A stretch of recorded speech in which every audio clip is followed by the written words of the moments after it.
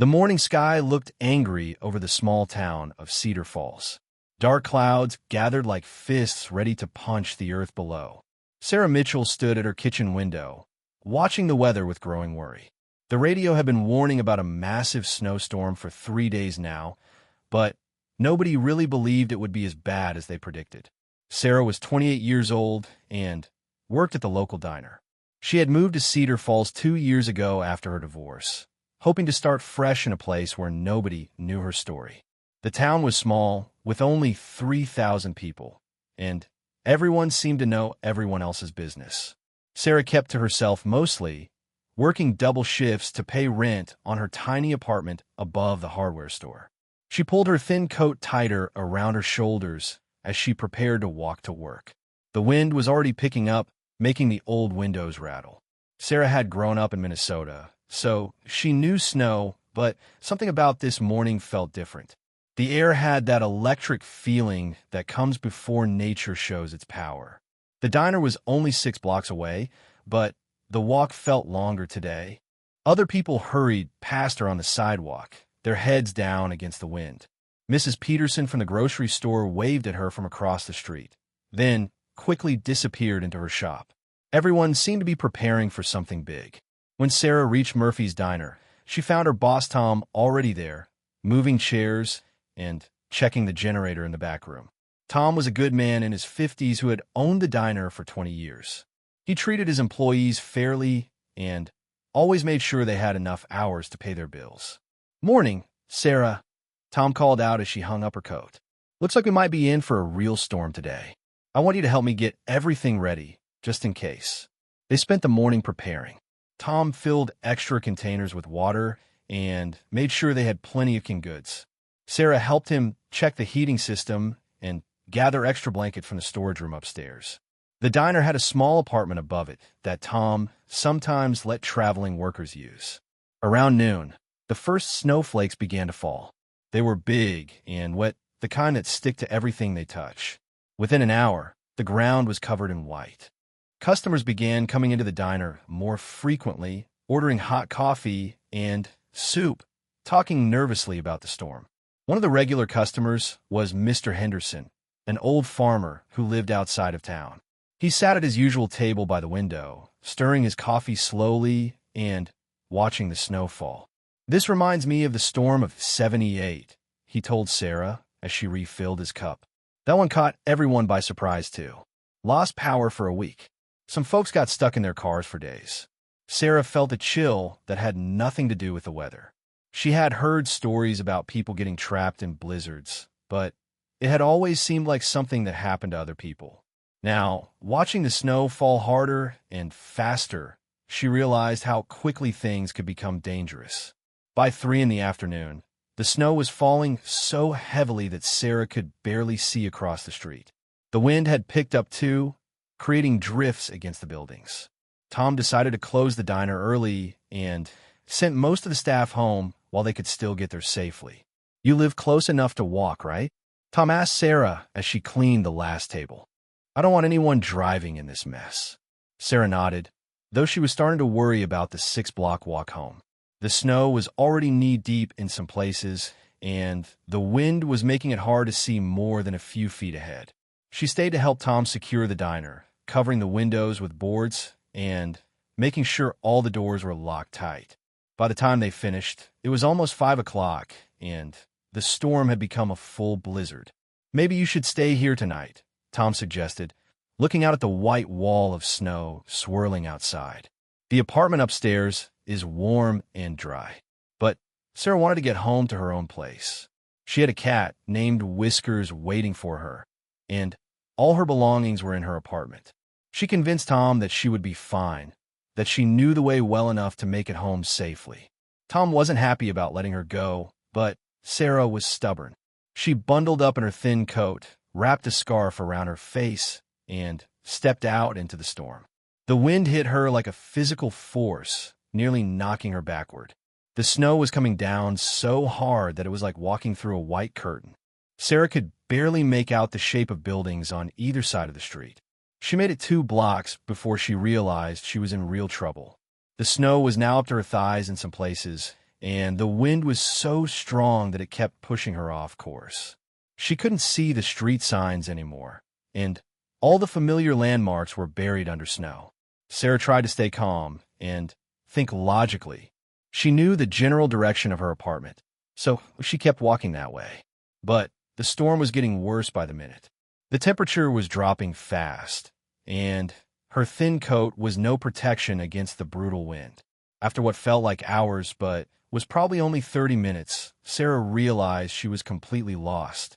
Nothing looked familiar anymore. The buildings all looked the same under their coating of snow, and she couldn't see far enough ahead to get her bearings. Panic started to set in. Her feet were getting numb inside her worn boots, and her hands were so cold that she could barely feel her fingers. The wind was so loud that she couldn't hear anything else, not even her own footsteps in the snow. Sarah tried to call for help, but her voice was lost in the howling wind. She looked around desperately for somewhere to take shelter, but all the buildings seemed to be locked up tight. Everyone was inside, safe and warm, while she was trapped out here in the storm. She kept walking, hoping to find something familiar, but the snow kept getting deeper and the wind kept getting stronger. At some point, she realized she had been walking in circles. She recognized a bent stop sign that she had passed before, now almost completely buried in a snowdrift. The cold was starting to affect her thinking. She felt confused and dizzy, and her movements were becoming clumsy. Sarah knew these were signs of hypothermia, but knowing didn't make the situation any less dangerous. She tried to find shelter against the side of a building, but the wind whipped around the corners, creating mini tornadoes of snow that seemed to find her no matter where she hid. Her coat was soaked through now, and ice was forming on her eyelashes and around the edges of her scarf. Sarah's legs were starting to give out. The combination of fighting through deep snow and the effects of the cold were taking their toll. She stumbled and fell several times, each time finding it harder to get back up. Just when she thought she couldn't take another step, she saw a faint light in the distance. It was hard to tell how far away it was through the blowing snow, but it gave her hope.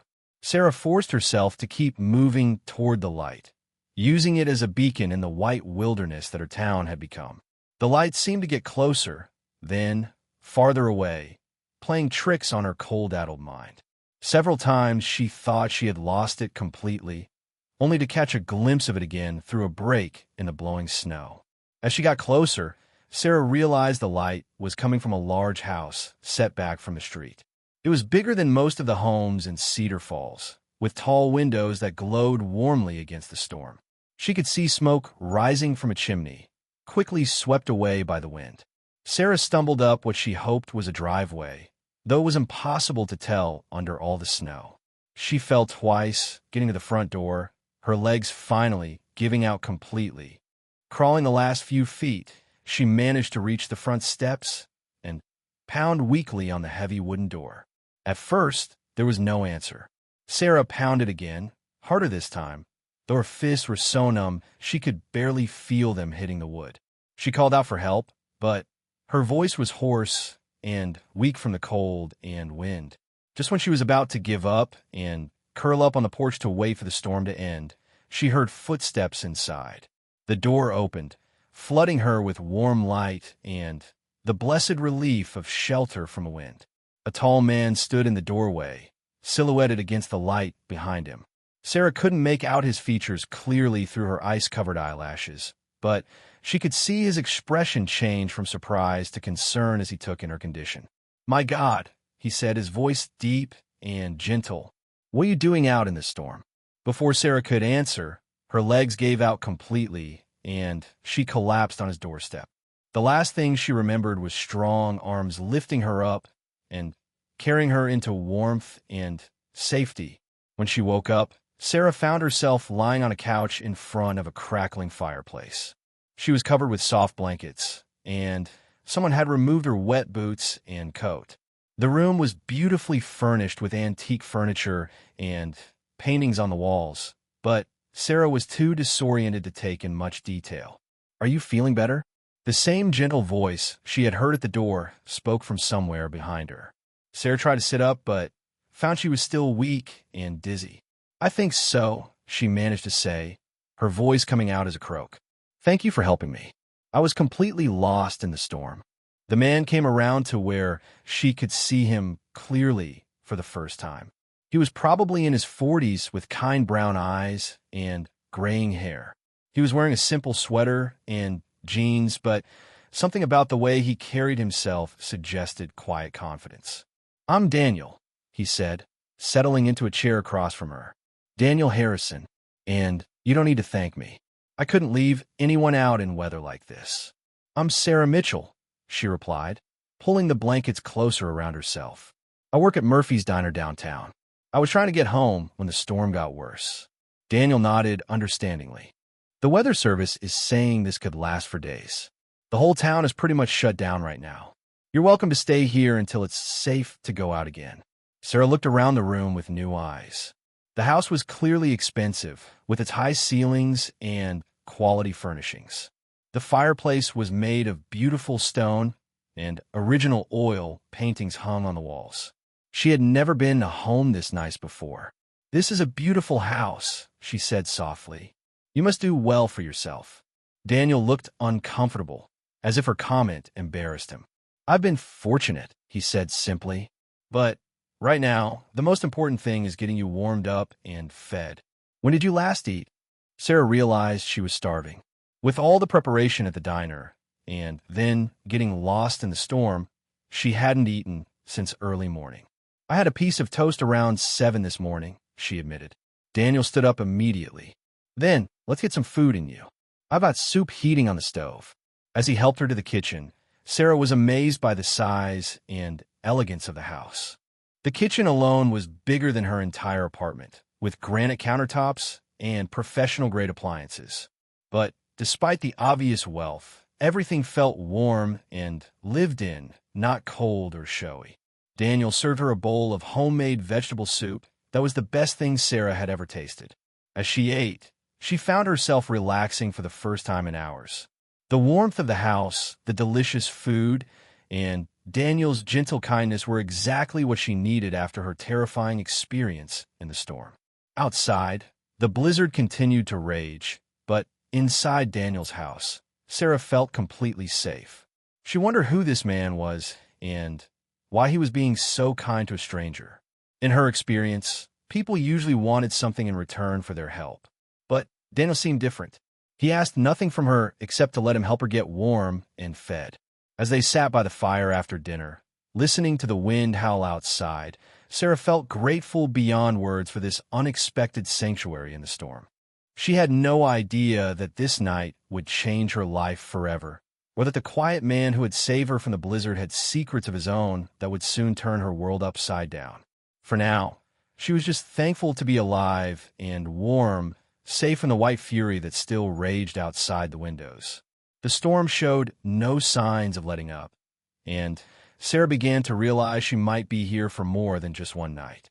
As she settled back into the soft cushions by the fire, she wondered what tomorrow would bring and whether the man who had saved her life was as simple and kind as he seemed. Outside, the wind continued its relentless assault on the town of Cedar Falls, burying everything in a blanket of white that would take days to clear. But inside the warm house, two strangers were beginning what would become the most important relationship of both their lives. Daniel quietly added another log to the fire and settled back into his chair, stealing glances at the woman who had literally fallen into his life during the worst storm in 20 years. He had been alone in this big house for so long that he had almost forgotten what it was like to have company.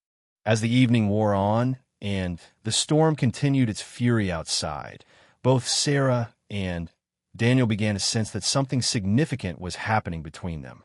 Neither spoke of it yet, but the foundation of trust and care was already being laid by the simple act of one human being helping another in a time of desperate need. The blizzard that had threatened to take Sarah's life had instead brought her to exactly where she was meant to be, though she wouldn't understand the full meaning of this night for quite some time to come. Sarah woke up to the sound of wind still howling outside, but something was different. Sunlight was trying to push through the heavy curtains, creating thin golden lines across the hardwood floor. She stretched under the warm blankets, momentarily confused about where she was, then remembered the events of the previous night. The storm was still raging, but it seemed less violent than before. Sarah could hear movement in the kitchen below, the gentle sounds of someone making breakfast. The smell of coffee and bacon drifted up the stairs, making her stomach growl with hunger. Daniel had insisted she take the guest bedroom the night before, claiming he often stayed up late reading anyway. The room was comfortable and well-appointed, with a private bathroom and windows that overlooked what she assumed was a garden, though everything outside was buried under several feet of snow. Sarah made her way downstairs, following the sounds and smells to the kitchen. Daniel was standing at the stove, wearing the same casual clothes from the night before. He looked up and smiled when he saw her. "Good morning," he said warmly. "I hope you slept well. Coffee's ready, and breakfast will be done in a few minutes." "I slept better than I have in months," Sarah admitted, accepting the steaming mug he offered her. "Thank you again for everything. I still can't believe how lucky I was to find your house." Daniel's expression grew serious for a moment. "I don't think it was luck," he said quietly. "I think you were supposed to find your way here." Something in his tone made Sarah look at him more carefully.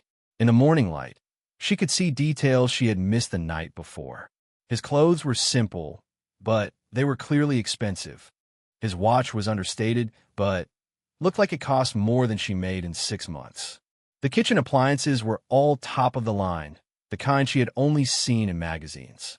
But more than the obvious wealth, there was something about Daniel himself that intrigued her. He moved with quiet confidence, as if he was used to being in control of situations. Yet he had treated her with such gentle kindness that she felt completely at ease in his presence. "Tell me about yourself," Sarah said as they sat down to eat. "Have you lived in Cedar Falls long?" Daniel seemed to choose his words carefully. "I've had this house for about 5 years now.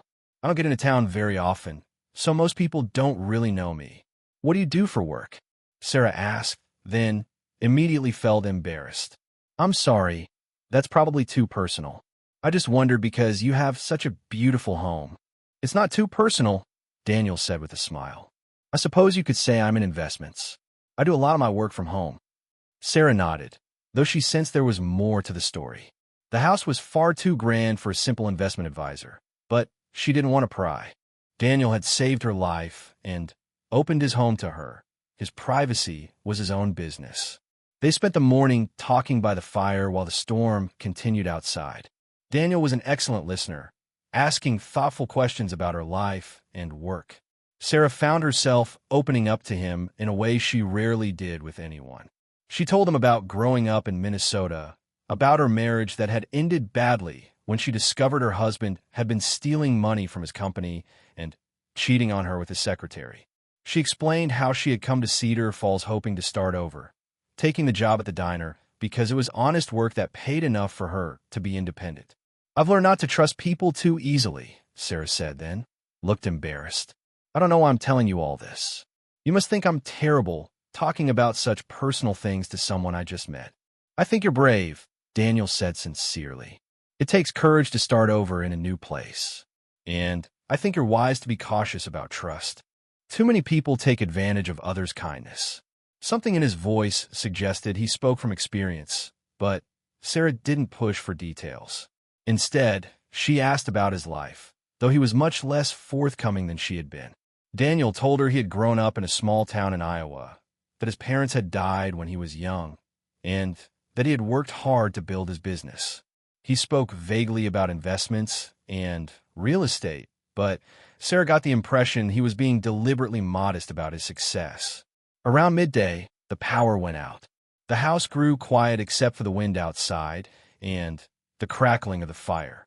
Daniel didn't seem concerned, moving efficiently to light oil lamps and check on a generator in the basement. "Does this happen often?" Sarah asked as he returned from checking the basement. "Often enough that I make sure to be prepared," Daniel replied. "The generator will keep the heat and refrigerator running. We'll be comfortable until the power comes back on." Sarah was impressed by his preparedness. Most people in town had been caught off guard by the severity of the storm, but Daniel seemed to have anticipated everything. She wondered if this came from his business experience or if he was just naturally cautious. As afternoon wore on, Sarah began to feel restless. She wasn't used to being inactive, and despite Daniel's hospitality, she felt like she was imposing on his life. She offered to help with cooking or cleaning, but he politely declined, saying she was still recovering from her ordeal in the storm. "You don't understand," she told him. "I'm not used to sitting around while someone else takes care of everything. At the diner, I'm always moving, always doing something. This feels strange." Daniel studied her face for a moment, then nodded. "I understand. Would you like to help me with something?" He led her to a room she hadn't seen before, a study lined with bookshelves from floor to ceiling. A large desk sat by the window, covered with papers and files. But what caught Sarah's attention were the photographs on the walls. There were pictures of schools, hospitals, and community centers, all bearing plaques with the same name, Harrison Foundation. In some of the photos, she could see Daniel, often in the background, sometimes cutting ribbons or shaking hands with officials. "What is all this?" Sarah asked, moving closer to examine the pictures. Daniel looked uncomfortable, as if he hadn't meant for her to see this room. "Just some projects I've been involved with," he said evasively. But Sarah was looking more closely now. The Harrison Foundation appeared to have built or funded dozens of projects. Schools in rural areas, medical clinics in poor communities, housing for veterans, scholarship programs. The scope of it was staggering. "Daniel," she said slowly, "exactly how involved are you with this foundation?" He was quiet for a long moment, then sighed. "I suppose there's no point in hiding it now. The Harrison Foundation is mine. I started it 10 years ago." Sarah felt her breath catch. She had heard of the Harrison Foundation, even in her small corner of the world. It was one of the largest charitable organizations in the Midwest, known for its work in rural communities and education. The man who had saved her from the storm was apparently one of the wealthiest philanthropists in the region. "Why didn't you tell me?" she asked, feeling suddenly awkward about everything. Her simple dinner conversation, her stories about working at the diner, her modest background, everything seemed different now. "Because it doesn't matter," Daniel said firmly. "What matters is that you were in trouble and needed help. The rest is just details." But to Sarah, it felt like much more than details. She was a waitress living in a tiny apartment, and he was a millionaire with a foundation. The gap between their worlds seemed enormous. "I should probably try to get back to my apartment," she said, feeling suddenly out of place. "The storm seems to be letting up a little." Daniel looked out the window, where snow was still falling heavily. "Sarah, it's not safe yet. And even if it were, I don't want you to leave because you're uncomfortable about who I am." "I'm not uncomfortable," she protested, but they both knew she was lying. "Yes, you are," Daniel said gently, "and I understand why. But I want you to know something. In the past 24 hours, I've enjoyed talking with you more than I have with anyone in years. Your background doesn't matter to me. What matters is who you are as a person." Sarah wanted to believe him, but it was hard. In her experience, wealthy people lived in a different world. They had different expectations, different problems, different everything. How could someone like Daniel really understand someone like her? "I know what you're thinking," Daniel said, sitting down across from her. "You're thinking that rich people are different, that we can't relate to regular folks. And maybe that's true for some wealthy people. But it's not true for me." He was quiet for a moment, seeming to wrestle with something. Then he continued, "I wasn't born wealthy, Sarah. I grew up in a trailer park in Iowa. My father worked in a factory, and my mother cleaned houses to make ends meet. I know what it's like to worry about paying rent and wonder where your next meal is coming from." Sarah looked at him with new eyes. "What happened? How'd you go from that to all this?" "Hard work, good luck, and the kindness of strangers," Daniel said simply. "When I was 18, my parents were killed in a car accident. I had nothing except a small life insurance policy. I used that money to go to college, worked 3 jobs to pay my way through, and eventually started a small investment company." He gestured around the room at the photographs and awards. "I got lucky with some early investments, particularly in technology companies. But The more successful I became, the more I remembered what it was like to have nothing. That's why I started the foundation. Sarah felt her perspective shifting as she listened to his story. The gap between their worlds didn't seem quite so vast anymore. That's incredible, she said softly. You could have just enjoyed your wealth, but instead you chose to help others. I chose to remember where I came from, Daniel corrected. The foundation isn't charity work for me. It's personal. Every school we build, every clinic we fund, every scholarship we provide, it's my way of making sure other people get the chances I was given. They talked for hours about his work with the foundation, about the communities they had helped, and the projects they were planning. Sarah was amazed by the scope of what Daniel had accomplished, but more than that, she was moved by his obvious passion for helping others. As evening approached, Sarah realized that her discomfort had completely disappeared. Wealthy or not, Daniel was still the same kind, thoughtful man who had saved her from a storm. The money didn't change who he was as a person. I have a confession to make, she told him, as they prepared dinner together. I was intimidated when I found out about your foundation. I felt like I didn't belong here. And now? Daniel asked, not looking up from the vegetables he was chopping. Now I think you're just Daniel, Sarah said. The man who makes excellent soup and knows how to keep someone safe in a blizzard. He smiled at that, and Sarah felt something warm settle in her chest. For the first time since her divorce, she felt a connection with someone that had nothing to do with what they could give her or what she could do for them.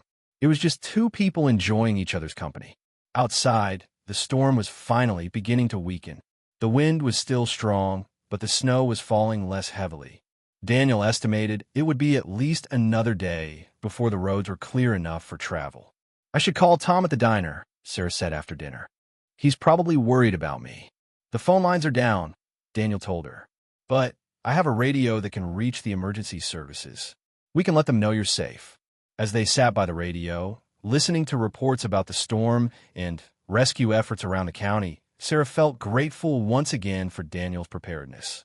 He seemed to think of everything, to be ready for any situation. You're very self-sufficient, she observed. Most people wouldn't be this ready for a major storm.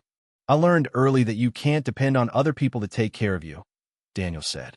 When my parents died, I had to figure everything out on my own. It taught me to be prepared for anything.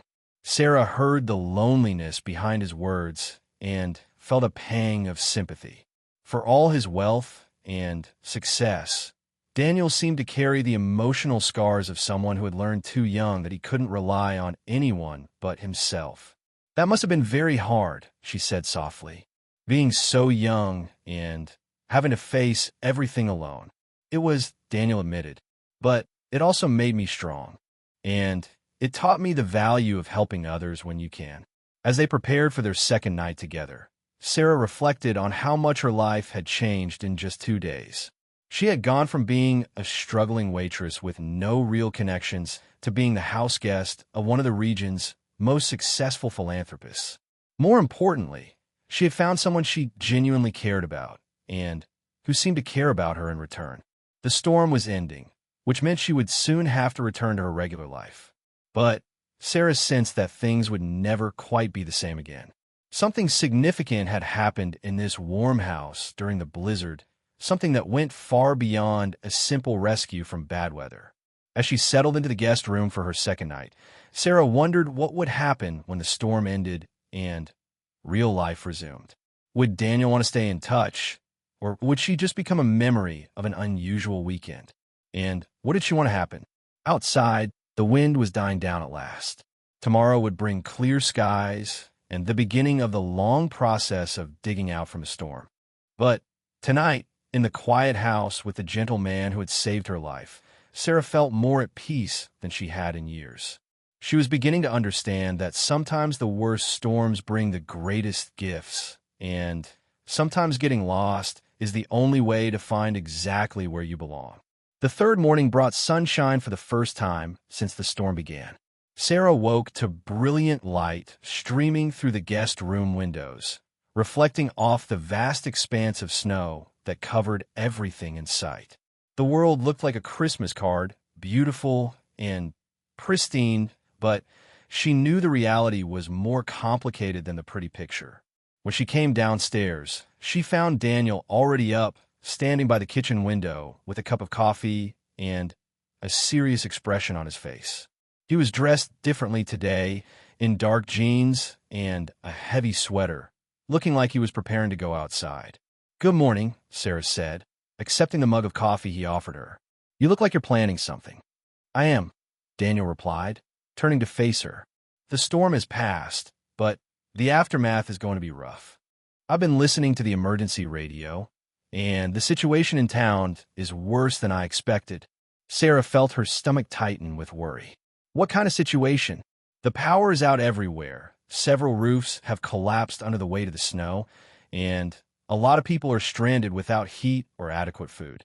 The emergency services are overwhelmed, and it's going to take days to reach everyone who needs help." Sarah thought immediately of her neighbors in the apartment building, elderly Mrs. Chun who lived alone, and the young family with 3 small children who lived on the first floor. "I need to get back to check on people," she said urgently. "That's exactly what I was thinking," Daniel said. "But not just you checking on people. I think we can do more than that." He led her to his study, where he had spread out a map of Cedar Falls on his desk. Red pins marked various locations throughout the town, and Sarah could see notes written in Daniel's neat handwriting beside each pin. "What is this?" she asked, leaning over the map. "Emergency response plan," Daniel explained. "I've been working on it while you slept. These pins mark locations where I know people will need help. Elderly residents living alone, families with small children, anyone with medical conditions who might be vulnerable." Sarah stared at the map in amazement. It was incredibly detailed, showing not just locations, but specific needs. How medications, elderly care, families with infants, single parents. "How do you know all this?" Daniel looked slightly embarrassed. "I make it my business to know about the community. The foundation has been quietly helping people in Cedar Falls for years. We maintain a database of residents who might need assistance during emergencies. You've been helping people here, and they don't even know it's you." "That's the point," Daniel said firmly. "The goal isn't recognition. It's making sure people get the help they need without having to feel like they're accepting charity."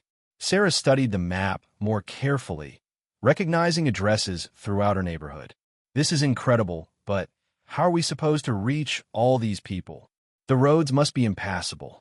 Daniel smiled for the first time that morning. "Come with me. I want to show you something." He led her to a garage she hadn't known existed, accessible through a side door from the kitchen. When he turned on the lights, Sarah gasped. The space was filled with emergency equipment that looked like it belonged to a professional rescue organization. There were 2 snowmobiles, a 4-wheel drive truck with a snow plow attachment, sleds for carrying supplies, emergency medical kits, portable generators, space heaters, and boxes upon boxes of canned food, bottled water, blankets, and other emergency supplies. "Daniel," Sarah said slowly, "this looks like you were planning for a major disaster." "I was," he replied matter-of-factly. "When you have the resources to help people, you have a responsibility to be prepared to do so. I've been building this emergency cache for 3 years, waiting for a situation like this."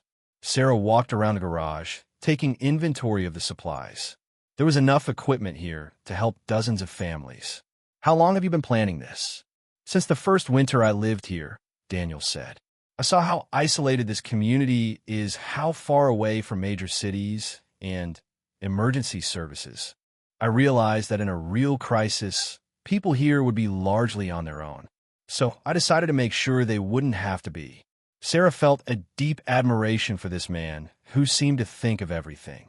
But she also felt a growing concern. "Daniel, this is wonderful, but it's also dangerous. Going out in these conditions, trying to reach people all over town. What if something happens to you?" "That's why I'm not going alone," Daniel said, meeting her eyes. "I'm hoping you'll come with me." Sarah blinked in surprise. "Me? But I don't know anything about emergency response or rescue operations." "You know the people," Daniel said simply. "You work at the diner. You see everyone who comes through town.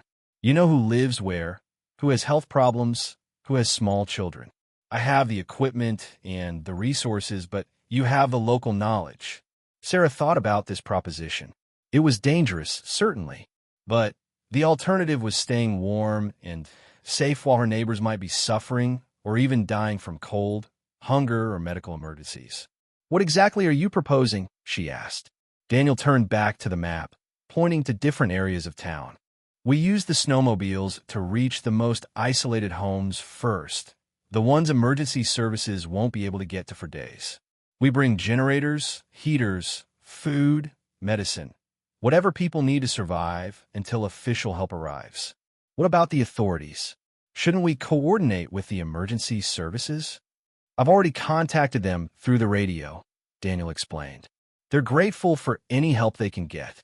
They've given me a list of priority locations where they know people need assistance but can't reach yet." Sarah looked at the equipment, the map, and Daniel's determined face. She thought about Mrs. Chun, about the family with small children, about all the people in town who were probably cold and scared right now. "Okay," she said finally, "I'm in, but I have conditions." Daniel raised an eyebrow. "Conditions? First, we don't take any unnecessary risks. If a situation looks too dangerous, we call for backup or wait for the professionals. Second, we check in with emergency services regularly so people know where we are. And third, you teach me how to use all this equipment properly before we go anywhere." Daniel's face broke into a genuine smile, the first really happy expression she had seen from him since the storm began. "Deal," he said, extending his hand for her to shake. They spent the next 2 hours going over equipment and procedures. Daniel taught her how to operate the snowmobiles, how to use the portable generators, and how to recognize signs of hypothermia and other cold-related emergencies. Sarah was a quick learner, and her practical experience working with all kinds of people at the diner proved valuable. By noon, they were ready to begin their rescue mission. They loaded one of the sleds with supplies for their first set of targets. 3 elderly residents living alone in the south part of town, where the emergency services had reported they couldn't get through due to down power lines and blocked roads. The ride through town on the snowmobiles was both beautiful and sobering. The snow had transformed everything into a winter wonderland, but Sarah could see signs of the storm's destructive power everywhere. Tree branches hung broken under the weight of ice, several buildings had roof damage, and cars were buried so completely that only their antennas showed above the snow.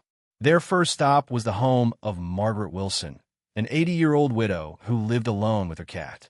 When they reached her small house, Sarah could see no signs of movement, and no smoke was coming from the chimney. Daniel and Sarah unloaded a portable generator, space heater, and emergency food supplies, then knocked on the front door. There was no answer at first, then they heard a faint voice calling from inside. "Mrs. Wilson? This is Sarah Mitchell from the diner. We're here to help." The door opened slowly, revealing a small, frail woman wrapped in multiple blankets and shivering. "Sarah, what are you doing out in this weather?" "Making sure you're okay," Sarah said warmly. "Can we come in? We have some things that might help." Inside, the house was nearly as cold as it was outside. The power had been out since the storm began, and Mrs. Wilson had been huddled by a cold fireplace, trying to stay warm with just blankets and her cat. Daniel quickly set up the generator and space heater while Sarah organized food supplies and checked on Mrs. Wilson's condition. The elderly woman was cold, but not dangerously so, and she was alert and responsive. "I don't understand," Mrs. Wilson said as warmth began to fill her house for the first time in 2 days. "Who are you?" she asked Daniel. Sarah looked at Daniel, wondering how he would explain himself. "I'm a neighbor," he said simply. And neighbors help each other. They stayed with Mrs. Wilson until they were sure she was warm and had enough food and water to last until regular services could be restored. Before leaving, they gave her a radio so she could contact emergency services if needed and promised to check back on her the next day. Their next stop was the home of the Johnson family, parents with 3 small children under the age of 5.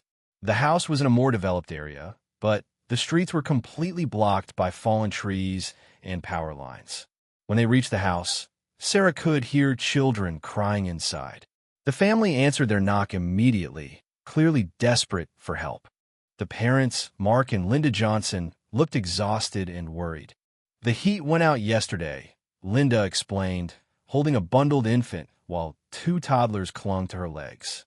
We've been trying to keep warm with blankets, but the baby has been fussy and we're worried about her. Daniel and Sarah quickly assessed the situation. The baby was cold, but not in immediate danger, though she clearly needed warmth soon. The toddlers were scared, but seemed healthy, and the parents were holding up well under the circumstances. Within an hour, they had the Johnson house warm and comfortable. Daniel set up a larger generator that could power lights and heat, while Sarah organized food supplies and helped Linda get the baby settled in a warm room. "I don't know how to thank you," Mark said as they prepared to leave. "We were starting to panic about the baby. Where did you come from?" Again, Sarah watched Daniel deflect questions about his identity. "We're just glad we could help," he said. "Make sure to use the radio if you need anything." As they traveled from house to house throughout the afternoon, Sarah began to understand the scope of what Daniel had planned. Every location they visited had been carefully researched, every family's needs anticipated. He had medical supplies for elderly residents with health conditions, baby formula for families with infants, even pet food for people with animals. But more impressive than his preparation was his manner with the people they helped. Despite his obvious wealth and education, Daniel interacted with each person with genuine warmth and respect. He never talked down to anyone, never made them feel like they were receiving charity, and always found ways to make people feel like they were helping him rather than the other way around. "You're really good at this," Sarah told him as they drove between houses. "Have you done emergency response work before?" "Not like this," Daniel admitted. "But the foundation has been involved in disaster relief in other communities. I've learned that the most important thing is treating people with dignity." By late afternoon, they had visited 8 households and helped more than 20 people. Word was starting to spread through the community about the mysterious helpers on snowmobiles, and several people asked specifically if they were connected to the Harrison Foundation. "People are starting to figure out who you are," Sarah warned Daniel as they took a break to eat and plan their next route. "It was bound to happen eventually," Daniel said with a shrug. "The important thing is that people are getting the help they need." Sarah studied his face, noting the tiredness, but also the satisfaction in his expression. This was clearly work that meant a great deal to him, more than just a wealthy man playing at being a hero. "Why is this so important to you?" she asked. "I mean, I understand wanting to help people, but this goes beyond that. This is personal for you." Daniel was quiet for a moment, staring out at the snow-covered landscape. "When my parents died," he said finally, "no one came to help. I was 18 years old, completely alone, and I had to figure out everything by myself. The funeral arrangements, the insurance, the debts they left behind, all of it." He paused, then continued. "I remember thinking how different it would have been if just one person had shown up and said, 'What do you need? How can I help?' But no one did. Everyone assumed I could handle it, or that it wasn't their responsibility." Sarah felt her heart ache for the young man Daniel had been, facing such a devastating loss with no support system. "That must have been incredibly lonely." "It was," Daniel said simply, "and I promised myself that if I ever had the resources to make sure other people didn't have to face crises alone, I would do everything in my power to help them." Sarah reached over and squeezed his hand. "You've kept that promise. Look at what we've accomplished today. All those families who were cold and scared this morning are warm and safe tonight because of what you planned and prepared for." Daniel squeezed her hand back, and Sarah felt the same warm connection she had been feeling all weekend. But now it was deeper, based not just on attraction and compatibility, but on shared values and purpose. "We're not done yet," Daniel said, consulting his map again. "There are still 6 more families on the priority list, and I want to reach them all before dark." As they prepared to continue their rescue mission, Sarah realized that this day had changed her understanding of what it meant to make a difference in the world. She had always thought helping people meant small gestures, being kind to customers at the diner, volunteering at church events, donating to charity when she could afford it. But Daniel had shown her something entirely different. He had shown her what it looked like when someone with resources and planning decided to take responsibility for their community's welfare. It wasn't about grand gestures or recognition. It was about paying attention, being prepared, and showing up when people needed you most. As they headed back out into the snowy streets for the final leg of their mission, Sarah felt proud to be part of something so important. She also felt a growing certainty that whatever happened between her and Daniel personally, this experience had changed her permanently. She wanted to be the kind of person who showed up when people needed help. She wanted to be someone who prepared for ways to serve others, not just herself. And she wanted to continue working alongside the remarkable man who had not only saved her life, but shown her a completely new way to live it. By the fourth day after the storm, Cedar Falls was beginning the long process of returning to normal. Road crews had cleared the main streets. Power had been restored to most of the town, and the emergency response teams had reached all the isolated residents. Sarah and Daniel had spent 3 exhausting but rewarding days helping their neighbors, and the experience had changed both of them in ways they were only beginning to understand. Sarah woke that morning in Daniel's guest room for what would likely be the last time. The roads to her apartment building were now clear, and she knew she needed to return to her regular life. Tom had sent word through the emergency radio that the diner would reopen the next day, and she needed to check on her apartment and prepare for work. But the thought of leaving filled her with an unexpected sadness. Over the past few days, she and Daniel had developed a partnership that felt natural and right. They worked together seamlessly, anticipated each other's needs, and shared a sense of purpose that Sarah had never experienced with another person. More than that, she had come to care deeply for Daniel as a person. Beneath his quiet competence and generosity, she had glimpsed moments of loneliness and vulnerability that made her want to stay and offer whatever comfort she could provide. When she came downstairs, she found Daniel in his study, working at his computer. The emergency response maps had been replaced with what looked like business documents and financial reports. "Back to your regular work?" Sarah asked, setting a cup of coffee down beside him. "Catching up on everything I ignored while we were playing Rescue Heroes," Daniel said with a tired smile.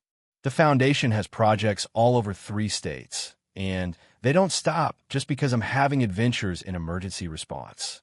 Sarah looked over his shoulder at the computer screen, which showed a spreadsheet tracking grants and funding allocations.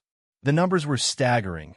Millions of dollars being distributed to schools, hospitals, housing projects, and disaster relief efforts. "Do you ever take a break from all this?" she asked. "When do you do things just for yourself?" Daniel paused in his typing and looked up at her. "What do you mean?" "I mean fun things. Hobbies. Relaxation. Things that don't involve helping other people or managing a foundation or running a business." Daniel considered the question seriously, as if it had never occurred to him before. "I read sometimes," he said finally, "and I like to cook. Does that count?" Sarah laughed, but not unkindly. "It counts, but barely. When was the last time you went on vacation? Or saw a movie? Or spent an evening with friends, just talking and laughing?" Daniel's expression grew uncomfortable. "I don't really have friends," he admitted. "At least not the kind you're talking about. I have business associates, foundation board members, people I work with on various projects. But not friends who just want to spend time together." Sarah felt her heart ache for him again. For all his success and accomplishments, Daniel seemed to live a very isolated life. "That sounds lonely," she said softly. "It is sometimes," Daniel acknowledged. "But it's also simple. When you don't have close personal relationships, you don't have to worry about disappointing people or having them expect things from you that you can't give."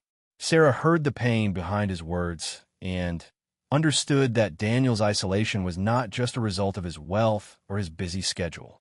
It was a defense mechanism, a way of protecting himself from the kind of loss he had experienced when his parents died. "People aren't always going to leave you," she said gently. "Some people stay, even when things get difficult." Daniel met her eyes, and Sarah saw hope and fear warring in his expression. "How can you be sure about that?" "I can't be sure," Sarah admitted. But I know that hiding from relationships doesn't protect you from pain. It just guarantees that you'll be alone. They were interrupted by the sound of vehicles pulling up outside. Through the window, Sarah could see official cars and trucks, the mayor, the sheriff, and several people she didn't recognize but who looked like they were from the county or state government. "Looks like you have visitors," Sarah said. Daniel groaned. "I was wondering when this would happen. Word has gotten out about our emergency response efforts, and now the officials want to know who is operating outside normal channels." Sarah felt a flutter of worry. "Are we in trouble?" "No," Daniel said firmly. "We coordinated everything with emergency services. We didn't interfere with official operations, and we helped people who wouldn't have been reached otherwise. But they probably want to ask questions and maybe offer some kind of official recognition." The doorbell rang, and Daniel went to answer it while Sarah tried to make herself inconspicuous in the study. She could hear voices in the front hall, multiple people talking at once, expressing gratitude and asking questions. "Mr. Harrison," she heard the mayor saying, "we can't thank you enough for your assistance during the emergency. We're told you, and your partner reached more than 30 families before our crews could get to them." "Anyone would have done the same thing," Daniel replied, deflecting the praise in his usual manner. "Actually, no," said another voice Sarah didn't recognize. "Most people would have stayed safely inside and waited for the professionals. What you did required planning, resources, and considerable personal risk." Sarah realized she should probably join the conversation rather than hiding in the study like a child. She walked to the front hall, where Daniel was surrounded by 5 officials, all talking at once. "This is Sarah Mitchell," Daniel said when he saw her. "She was instrumental in the rescue efforts. Her knowledge of the community and the people was invaluable." The mayor, a woman in her 50s named Carol Peterson, smiled warmly at Sarah. "Ms. Mitchell, we understand you work at Murphy's Diner. Tom speaks very highly of you, and several of the families you helped specifically mentioned how comforting it was to see a familiar face." Sarah felt herself blushing under the attention. "I just did what anyone would do. The families needed help, and we were able to provide it." "Don't be modest," said the man Sarah didn't recognize, who introduced himself as the county emergency management director. "What you and Mr. Harrison accomplished was extraordinary. You created an informal but highly effective disaster response network that complemented our official efforts perfectly." The conversation continued for nearly an hour, with the officials asking detailed questions about how Daniel and Sarah had organized their efforts, what equipment they had used, and whether they would be willing to work with the county on future emergency preparedness planning. Sarah was amazed to learn that their informal rescue mission was being held up as a model for community-based disaster response. The county was already talking about creating an official volunteer program based on what they had accomplished. "We'd like to arrange for both of you to receive county commendations for your service," Mayor Peterson said as the meeting wound down. "And we hope you'll consider participating in our emergency preparedness committee going forward."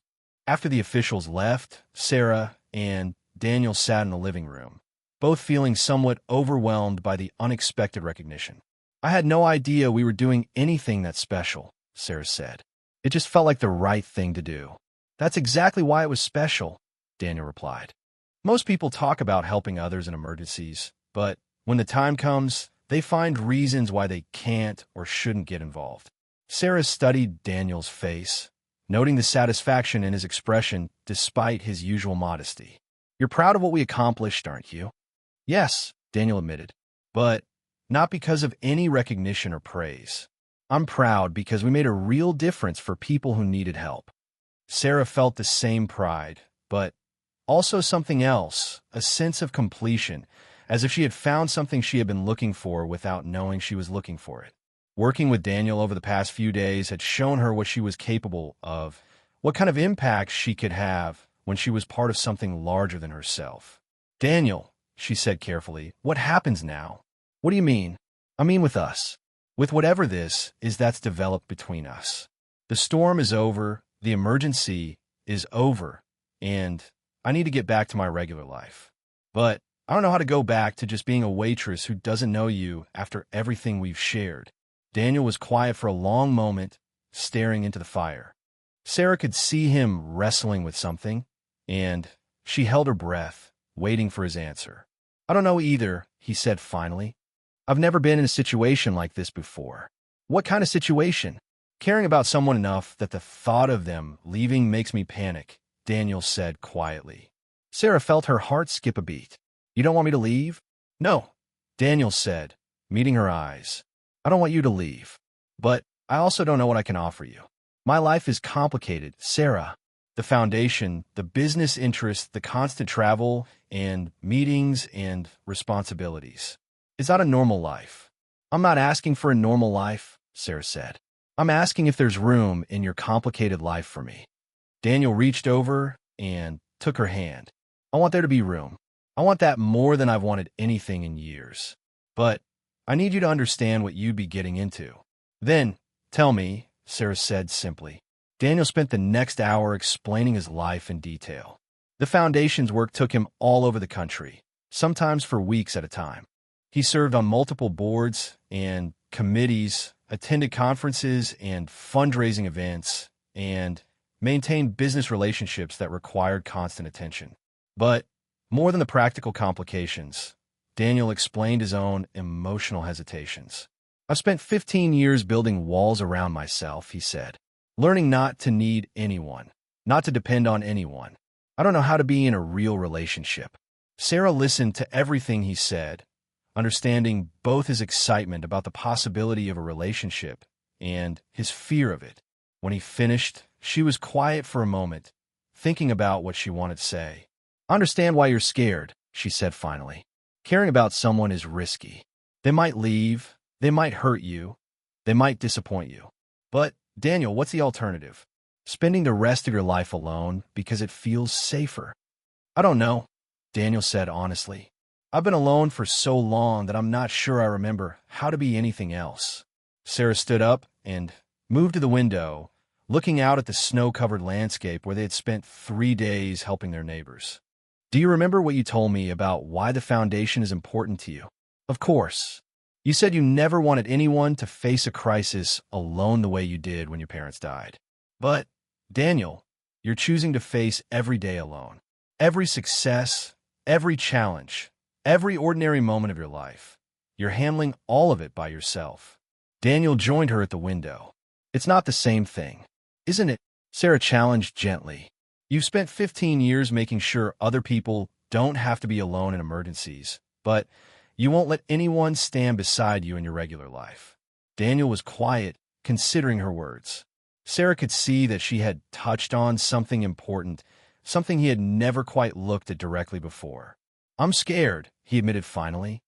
I'm scared of caring about you so much and then losing you. I'm scared of not being good at relationships.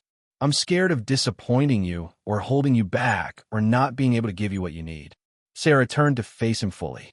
I'm scared too. I'm scared of falling in love with someone whose life is so different from mine. I'm scared that your wealth will always make me feel out of place. I'm scared that I won't fit into your world. They looked at each other across the space of a few feet, both acknowledging their fears honestly. But, Sarah continued, I'm more scared of walking away from something that could be wonderful because we're too afraid to try. Daniel reached for her hands, holding them gently. What are you suggesting? I'm suggesting we take it one day at a time, Sarah said. I'm suggesting we see what happens when we choose to trust each other instead of protecting ourselves.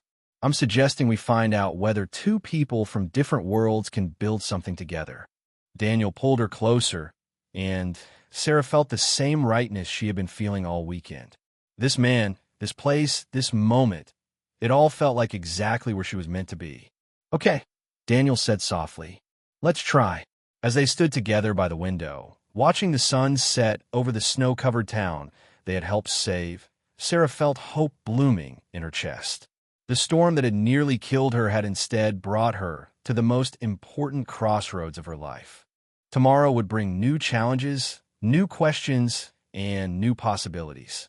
But tonight, she was exactly where she belonged, with a man who had shown her what it looked like to love a community so deeply that you prepared for years just to serve it in its hour of greatest need. The quiet millionaire of the plains had covered her with more than just his coat that first night. He had covered her with safety, with purpose, and now with the possibility of a love deeper than anything she had ever imagined possible. 6 months after the storm, Sarah stood in front of the mirror in what had once been Daniel's guest room, but was now simply her room. She was adjusting the jacket of her new business suit, preparing for the most important meeting of her life. Today, the Harrison Foundation Board would vote on her proposal for a community outreach program that would forever change how the foundation operated. The transformation of her life since that snowy night had been gradual but profound. She had returned to her apartment the day after the officials visited, but Daniel had called her that same evening, asking if she would like to have dinner. That dinner had led to another, then weekend trips to visit foundation projects, then finally the invitation to move into his house and work with the foundation full-time. The transition hadn't been easy. Sarah had struggled with feelings of inadequacy, wondering if she belonged in boardrooms and planning sessions with people who had advanced degrees and decades of experience in philanthropy. But Daniel had been patient and, more importantly, he had been right about her value to the foundation. Sarah's background as a waitress, her understanding of working-class struggles, and her natural ability to connect with people had brought a perspective to the foundation's work that had been missing.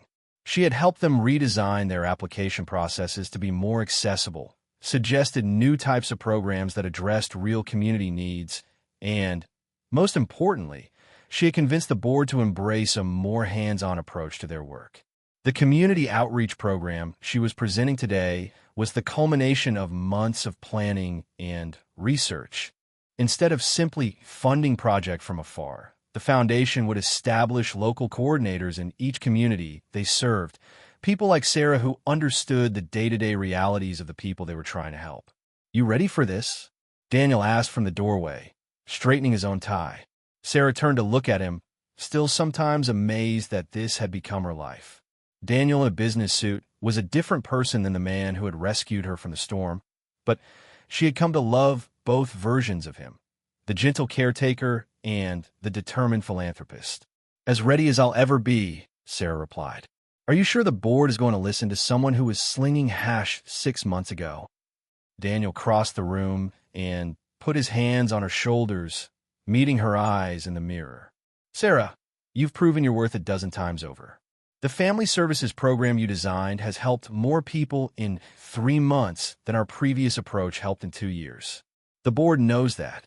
Sarah leaned back against his chest, drawing strength from his certainty. Their relationship had deepened slowly and carefully, both of them learning to trust and be vulnerable with another person. It hadn't always been smooth. There had been arguments about money, about the foundation, about how to balance their personal relationship with their working partnership. But through it all, Sarah had never doubted that they belonged together. Daniel had awakened something in her that she hadn't known existed, a desire to make a real difference in the world, to use whatever talents she had in service of something larger than herself. "What time do we need to leave?" Sarah asked, checking her watch. "In about 10 minutes, Daniel replied. "The drive to the state capitol is 2 hours, and the meeting starts at 11. Sarah nodded, then turned in his arms. "Daniel, whatever happens today, I want you to know that the past 6 months have been the happiest of my life. Even when we argued about the budget allocations for 3 hours straight."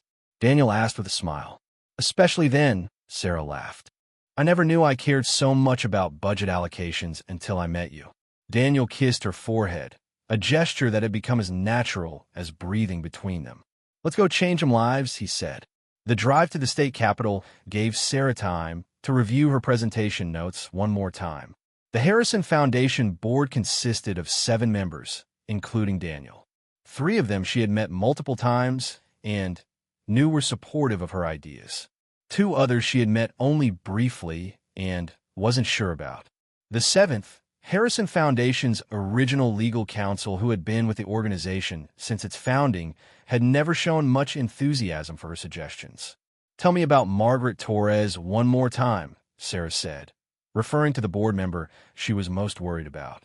Margaret is old school, Daniel explained as he drove. She believes in traditional philanthropy, funding established organizations, staying above the fray, maintaining professional distance. She's not necessarily opposed to your ideas, but she's concerned about the foundation getting too involved in day-to-day community operations. And she thinks I'm too inexperienced for this kind of responsibility, Sarah added. She thinks everyone is too inexperienced compared to her, Daniel said diplomatically. Margaret has been doing philanthropy for 40 years. She's seen a lot of well-intentioned programs fail because they were based on emotion rather than proven methodology. Sarah understood the concern, but she also knew that the foundation's traditional approach, while successful in many ways, had limitations. Money alone couldn't solve problems if it wasn't accompanied by understanding and genuine relationship with the communities being served. When they arrived at the foundation's offices in the state capitol, Sarah was struck again by the contrast between the formal, corporate atmosphere and the grassroots work she had been doing back in Cedar Falls. The conference room where the board met was elegant and imposing, with a long mahogany table and portraits of prominent philanthropists lining the walls. The other board members were already assembled when Sarah and Daniel entered. Margaret Torres, a silver-haired woman in her 70s, nodded politely but coolly. Dr. James Patterson, a retired university president, smiled warmly and asked how the community programs were progressing. The other members offered similar greetings, professional and friendly, but giving no indication of how they intended to vote. "Before we begin," said Robert Shun, the board chairman, "I want to acknowledge the remarkable work that Sarah has done over the past 6 months. The community response to our new programs has been overwhelmingly positive, and the efficiency of our aid distribution has improved dramatically." Sarah felt encouraged by the opening, but she knew the real test would come when she presented her proposal for expanding the community outreach program statewide. "Sarah," Chairman Chun continued, "would you like to present your proposal?" Sarah stood and moved to the front of the room, where she had set up a presentation display showing photographs, statistics, and testimonials from the communities the foundation served. She had practiced this presentation dozens of times, but standing in front of these accomplished, powerful people, she felt her nerves flutter. Then she looked at Daniel, who gave her an encouraging nod, and she remembered why she was here. This wasn't about impressing the board members or proving her worth. This was about Mrs. Wilson, who now had a warm house and regular check-ins from neighbors. This was about the Johnson family, whose children were thriving because they had received help when they needed it most. This was about dozens of other families whose lives had been changed by the simple act of someone showing up when they were in crisis. 6 months ago, Sarah began, I was a waitress who thought helping people meant being polite to customers and leaving good tips for my coworkers. I had no idea that there were people like all of you working behind the scenes to address real problems in communities across the country. She moved to the first photograph, which showed the emergency response team she and Daniel had formed during the storm. But I learned something important during that blizzard. Money and equipment and good intentions are powerful tools, but they're not enough by themselves. What makes the difference is relationship. Knowing the people you're trying to help, understanding their specific needs, and being present in their community not just during crises, but in the everyday work of building better lives. Sarah spent the next 20 minutes walking through her proposal in detail.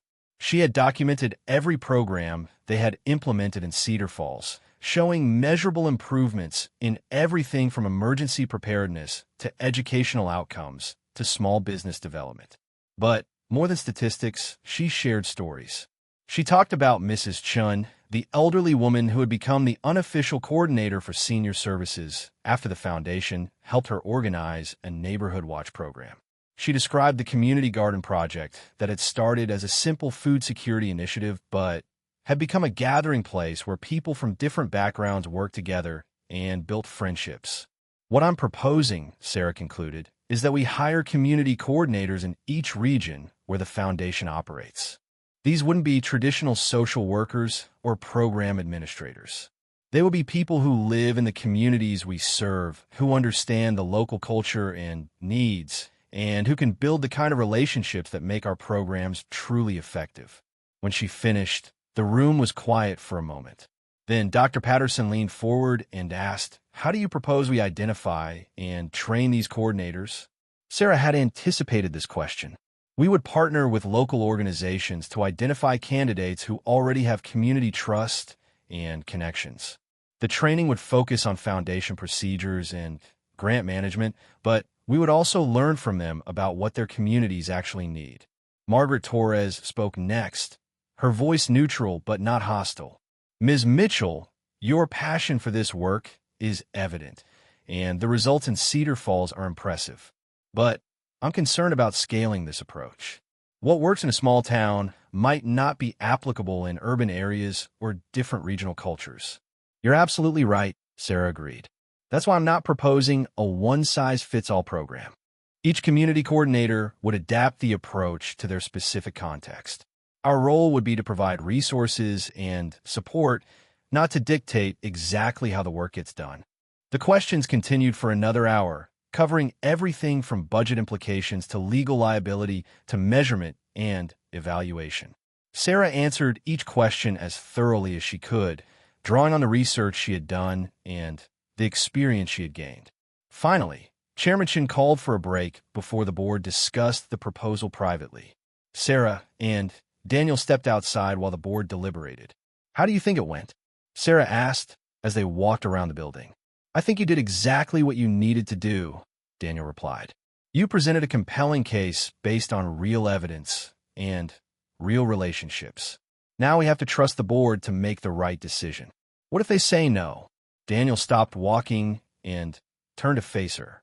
"Then we keep doing the work in Cedar Falls and prove the concept even more thoroughly. And then we ask again next year." Sarah appreciated his optimism, but she felt the weight of this moment. The community outreach program represented everything she had learned about effective philanthropy, everything she believed about the importance of relationship, and local knowledge in creating lasting change. After what felt like hours but was probably only 30 minutes, they were called back into the conference room. Chairman Chun stood at the head of the table, his expression giving nothing away. "The board has reviewed your proposal carefully," he began.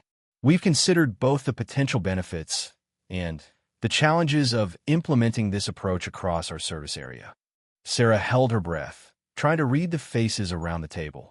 "We are pleased to approve your proposal for a 2-year pilot program," Chun continued.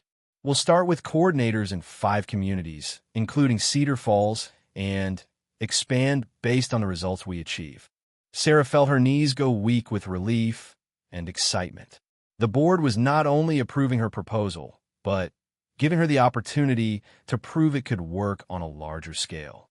"There is one condition," Margaret Torres added, standing from her seat. "The board insists that you personally oversee the implementation of this program. We're not just approving the concept, we're investing in your leadership." Sarah looked around the table, seeing nods of agreement from every board member. These accomplished, experienced philanthropists were entrusting her with a multi-million-dollar initiative based on her 6 months of work and her vision for community-centered aid. "Thank you," Sarah managed to say, her voice thick with emotion. "I won't let you down."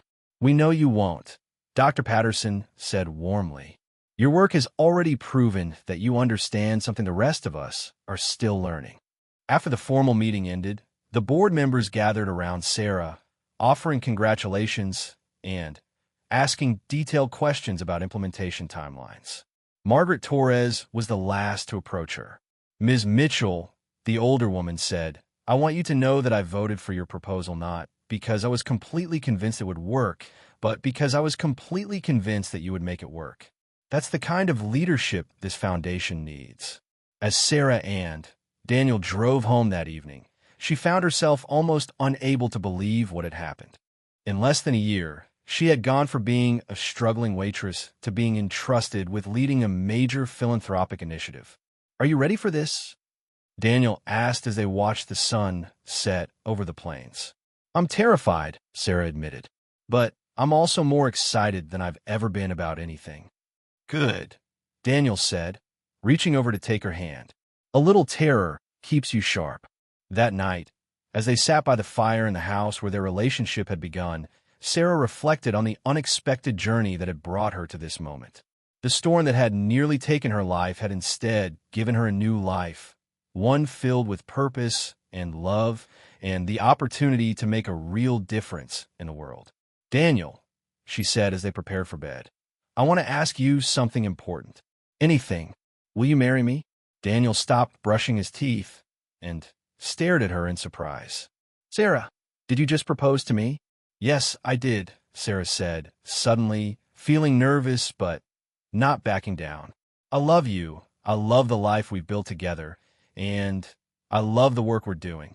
I want to make it official. Daniel R.